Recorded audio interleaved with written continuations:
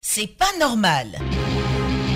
Une situation vous déplaît, vous en avez gros sur le cœur, vous êtes exaspéré par un certain nombre d'événements, Radio Côte d'Ivoire vous ouvre une lucarne pour crier votre mécontentement. C'est pas normal. Les gens de la presse aient le courage de dire la vérité aux gens. Si quelqu'un fait quelque chose qu'on dit c'est pas bon, tu viens poser la question aux gens, on te répond, il faut dire ça comme il se doit. Abidjan peut pas être comme ça. Il faut la construire sur Abidjan, c'est pas comme ça qu'il a voulu que l'Abidjan soit. Voilà. C'est pas normal. Je loue maison à Abidjan. C'est pas normal. Nous on s'en va prendre maison. Le locataire lui il construit ce qu'il veut, il donne. L'État doit vérifier les gens. Le caution normalement c'est l'État qui doit donner. C'est pas normal.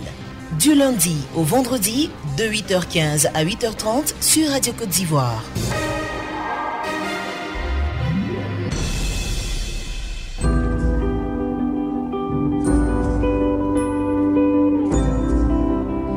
Et c'est l'heure de C'est pas normal, une lucarne que vous attendez. Et oui, nous sommes là. C'est pas normal aujourd'hui, 20 21 44 48 20 24 27 87 sur la radio, numéro 1 sur l'info.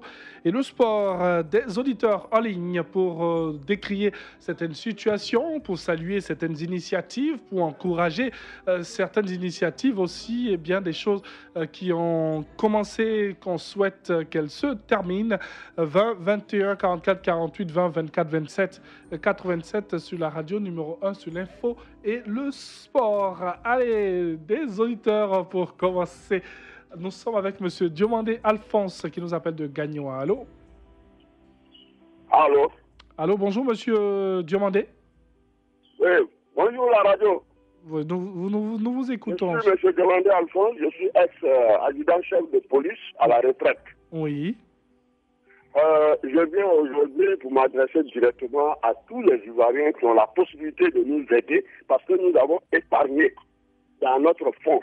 On a créé une structure qu'on a fait fonds de prévoyance de la police nationale pour préserver nos vieux jours. Nous épargnons là. Nous avons épargné pendant des années, pour certains 10 ans, 15 ans. Oui. Nous sommes à la retraite. Il y a certains qui sont encore en fonction. Oui. Mais on est à terme depuis 2 ans, 3 ans, 4 ans pour certains. On ne sait pas comment notre argent, où notre argent se trouve. Tout est bloqué. Personne ne peut nous dire quoi que ce soit. Aujourd'hui, nous avons passé par tous les moyens. Donc aujourd'hui, je viens pour m'adresser directement au chef suprême, au chef de l'État.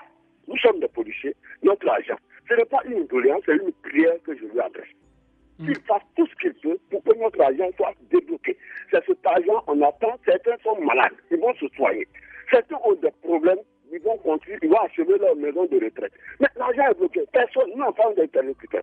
Et la dernière fois, le responsable de ce fonds-là, notre collègue commissaire, il est sorti à la télévision pour dire que l'argent que nous épargnons, c'est que la fonction qui font sur notre salaire pour garder, ils ont voulu que ça soit préservé depuis la source des finances. Que les finances refusent maintenant de reverser dans la caisse du fonds de prévoyance de la police nationale. Que lui, il a tous les problèmes, il ne peut pas prendre son salaire pour nous donner. Alors aujourd'hui, j'interviens pour demander pardon au président de la République. Qu'il fasse tout ce qu'il peut. On ne sait pas si ce que notre dit est vrai ou faux. Mais qu'il fasse tout possible pour que notre argent sorte maintenant. Merci il y a des collègues qui sont morts. Merci, M. Diomandé. On comprend bien. Vous avez gros sur le cœur. Vous décrivez cette situation. Vous n'avez pas encore reçu l'argent que vous avez épargné dans le fonds de prévoyance de la police nationale. Alors, vous voulez avoir cet argent qui est un peu comme votre dû. Merci. Allô? Est-ce qu'il est encore là? Oui, allô? Est-ce que tout bêtement, vous vous êtes rendu encore vers les responsables de ce fonds?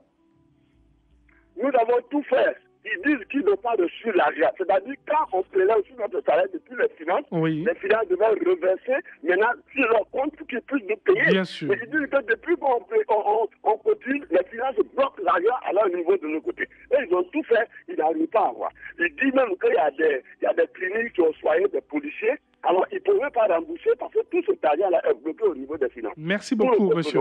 Merci. Nous avons fait mieux depuis. On est passé par la voie de courrier. On a écrit, on est passé dans tous les services possibles. Rien n'est fait. Aujourd'hui, j'interviens, je demande pardon au président de la République. Merci beaucoup. à ce vieux policier. C'est nous les anciens de Savate, c'est nous les anciens de PJ. C'est nous qui avons fait toute la... On comprend bien, monsieur Diomandé, on comprend bien. Moi, je suis de tout cœur avec vous. Vous êtes dans une situation assez délicate. Pourquoi ils n'arrivent pas à percevoir cet argent? La question reste posée. On espère que les autorités compétentes sont à l'écoute et qu'ils ont entendu ce que monsieur Diomandé est en train de nous dire aujourd'hui. Vrai ou faux, qu'on ait une réaction rapide pour régler cette question. Monsieur Nguessan Bruno nous appelle de Diakro. Allô? Bonjour Thierry Anzal. Bonjour Monsieur Nguessan Bruno, vous nous envoyez dans un tout autre sujet. Nous parlons de l'école. Oui, c'est l'école. C'est mon village. Allons-y. Le village, c'est Konansoukro. Oui. Conseil général de Béry, ils sont construits depuis 2008. Une 3 classes.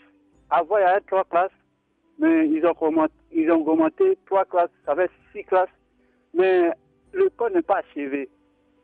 Ils ont construit, ils ont mis les tuiles sont gâtés. Actuellement, nous sommes dans la vacance.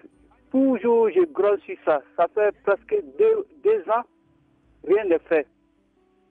Je demande pardon à la ministre Kandia et à la conseil général de Bélier et tous les cadres de la région de réhabiliter cette école. Et puis, c'est pas tout.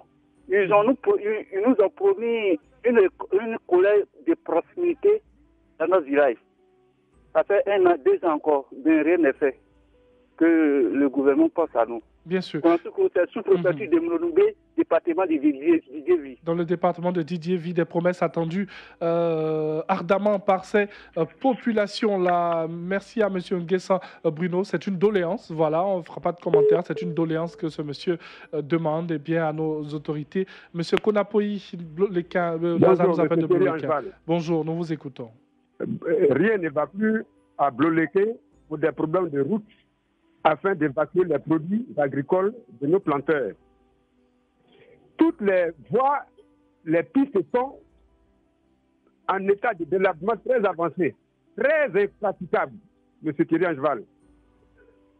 Les campements qui sont indexés par cette situation sont CIB, Bougalou, Bézébli, Ginebli, Frondokro et j'en passe. Et comment vous faites là-bas, puisqu'il n'y a pas de route et tout? Les parents ne peuvent pas transmettre leurs produits agricoles dans la ville de Bloléké, qui est le département de la ville, afin de boucler une économie ferme, d'abord au département de Bloléké et à la Côte d'Ivoire. Cette situation de route affaiblit leurs revenus en produits agricoles. Alors, M. Konapoyi, oui. C'est vrai, ce sont des problèmes que vous êtes en train de grainer parce qu'il y a des problèmes de route. Alors, comment est-ce que vous faites? On aimerait savoir comment est-ce que vous faites pour déplacer tous ces produits et tout. Mais on n'a pas d'autre solution que d'interpeller le conseil régional du Cavali. On n'a pas d'autre solution que d'interpeller le gouvernement même en général pour nous venir en aide afin de pouvoir sortir nos produits agricoles qui font la fierté des rentabilités financières du département de Bloléké. Bien sûr. Merci. Maintenant, Thierry Angeval. Oui, rapidement, s'il vous plaît. Je voudrais juste dire merci au sous-préfet de Bloléké qui règle tous les jours le problème de foncier de forêt, c'est-à-dire les litiges fonciers. Oui. Tous les jours sans repos. Suite à des réunions, à des rencontres, à des sensibilisations. Sinon, avec le déferlement massif de nos parents du Libéria, on s'est efforcé, on aurait constaté des gains de sang partout pour des intérêts des uns des autres qui, injustement, qui ne leur appartiennent pas. Bien sûr, merci beaucoup. C'est pas normal. Merci, monsieur Konapoyi. C'est vrai, vous décrivez la situation, les routes ne sont pas bonnes à Bloléka et on dit merci au sous-préfet pour cet acte qu'il pose. Merci à vous, cher monsieur Konapoyi. D'autres auditeurs, monsieur Konesenge nous appelle de Miagui. Allô? Bonjour Thierry Angeval. Bonjour, nous vous écoutons, monsieur Koné. Allons-y, cher monsieur. Thierry Angeval, notre route depuis 2011 a été reprofilée. Depuis ce temps-là, on n'a plus vu signe de reprofilage. Et puis la route est en train de partir. Voici les pluies diluviennes qui ont commencé. D'ici 2 semaines, on n'aura plus de route. Or, à Miagui, ici, 60% de la production du cacao sort de cette route. La route se situe Miagui, l'axe Miagui, Kragui, Progragui, Daïli. Berry Annival, la route est en train de partir. Je demande pardon au conseil régional de la Nawa de voir notre cas là vraiment. Nous, on ne comprend pas. Depuis 2011, la route n'a plus été reprofilée. Or, normalement, chaque année, au moins si la machine passait une fois dessus, c'était bon. Oh non, c'est pas. Ils rentrent pour encaisser les impôts, mais on ne comprend pas. Nous, on ne comprend rien. Tous les petits commerçants sont encaissés par eux, mais ils ne vont pas dire qu'ils ne voient pas l'état de la route. Il ne faudrait pas qu'ils attendent que ça garde après pour venir faire les pompiers au dernier moment. Mettre ça après la mort, c'est pas bon. Bien sûr, ok. C'est pas tellement bon.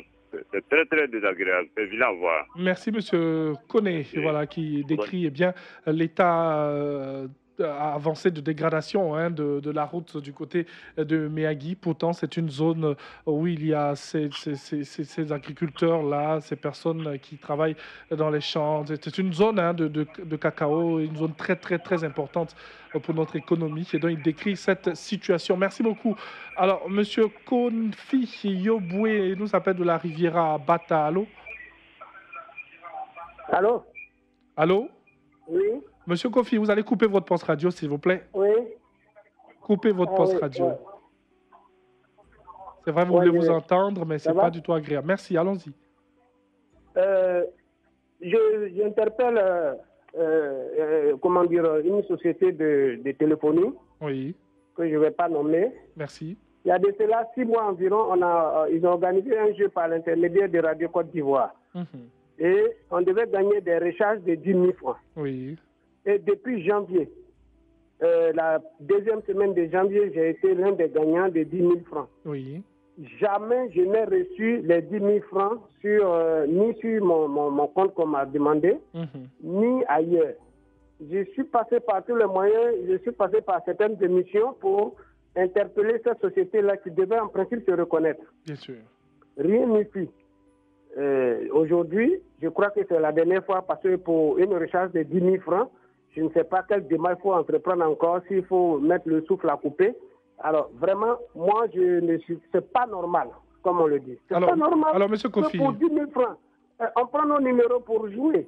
Nous jouons. Si nous avons gagné, mais recharger directement les 10 000 francs, c'est une affaire de secondes.